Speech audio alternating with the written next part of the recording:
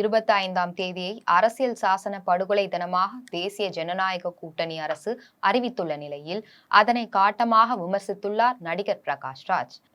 இந்திரா காந்தி பிரதமராக இருந்தபோது 1975ஆம் ஆண்டு ஜூன் 25ஆம் தேதி அவசர நிலை பிரகடனப்படுத்தப்பட்டது. அதனால் ஜூன் 25ஆம் தேதி அரசியல் சாசன படுகொலை தினமாக கடைபிடிக்கப்படும் என்று கூறியுள்ள பாஜக அரசு, அவசர நிலையால் பாதிக்கப்பட்டோருக்கு ஆண்டுதோறும் அந்த நாளில் அஞ்சலி செலுத்தப்படும் என்று தெரிவித்துள்ளது. காங்கிரஸ் தலைவர் ராகுல் காந்தி உட்பட இந்தியா கூட்டணி கட்சியினர் பாஜக அரசு அரசியல் சாசனத்தை மதிக்கவில்லை என்றும் அரசியல் சாசனத்திற்கு எதிராக செயல்படுவதாகவும் குற்றம் சாட்டி வருகின்றனர். மக்களவை தேர்தல் பிரச்சாரத்தின் போது ராகுல் காந்தி கையில் அரசியல் சாசன புத்தகத்தை கையில் வைத்தபடியே பிரச்சாரம் மேற்கொண்டார்.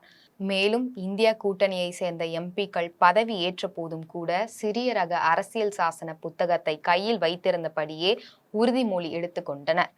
தொடர்ந்து நாடாளுமன்றத்திலும் பலம் வாய்ந்த எதிர்க்கட்சியாக உள்ள இந்தியா கூட்டணி கட்சியினர் இதையே வலியுறுத்தி வருகின்றனர்.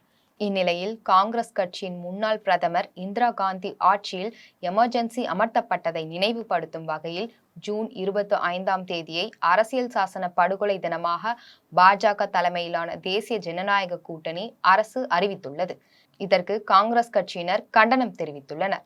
அந்த வகையில் நடிகர் பிரகாஷ் ராஜும் இதனை கடுமையாக விமர்சனம் செய்துள்ளார். இது தொடர்பான பிரதமர் மோடியின் ட்வீட்டை தனது பக்கத்தில் ரீட்வீட் செய்துள்ள பிரகாஷ் ராஜ், ஜூலை 12ஆம் தேதி அன்று ஜூன் 25ஆம் தேதியை நாங்கள் கடைபிடிக்க வேண்டும் என்று நீங்கள் விரும்புகிறீர்களா?